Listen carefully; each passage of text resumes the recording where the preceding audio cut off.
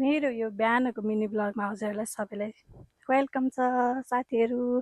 अनि यता चाहिँ मेरो बुढा आज मेरो लागि स्पेसल चिया बनाउँदै हुनुहुन्छ साथीहरू। कहिलेकाहीँ त बुढाहरूले बनाएको पनि खान पाइन्छ। अनि आफ्नो बुढोले चाहिँ यति पकाएर खुवाउनु पनि कति खुसी लाग्छ है साथीहरू। हजुरलाई पनि त्यस्तै लाग्छ। अनि चिया पनि मिठो बनाइदिनु भएको थियो मेरो बुढोले चाहिँ।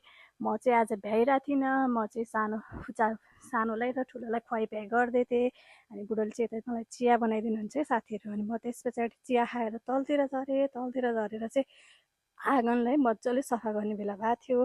अनि मैले सबैतिर सफा गरेँ, बढारकुँडार गरेँ। फोहोर कति हुन्छ हेर्नु न साथीहरू, कहाँबाट आउँछ होला यति धेरै फोहोर। सधैँ बढारी नि यस्तै हो, के हो। फेरि पानी परिरहेको झार पनि कति धेरै पलाहा, धेरै पानी परेर होला।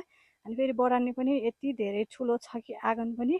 यो हाम्रो चाहिँ मकै राख्ने ठाउँ है, यता अगाडिको चाहिँ। अनि अगाडि पनि बढार्नु परिहाल्यो तल झरेको बेला।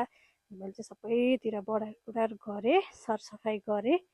अनि मजाले सरसफाइ गरिसके पछाडि चाहिँ साथीहरू फोहोरलाई पनि फाल्नु पर्यो। अनि हामी चाहिँ गयौँ तिनैजना आमा छोरा अनि बाबा मिलेर फोहोर फाल्न गयौँ। अनि फोहोर फाले बेला फेरि हाम्रो यता बाँसघारी पनि छ नि त। अनि फेरि तामा कति धेरै पलाएको रहेछ, अहिले पानी धेरै पर्या भएर होला। अनि बुढोले चाहिँ एउटा भए पनि लिएर जाउँ, आज तरकारी यही पकाउँ भनेर लायो। अनि बुढोले चाहिँ यता तामा काटिदिनु भयो। अनि त्यस पछाडि त्यहीँनिर हामीले तासतुस पारेर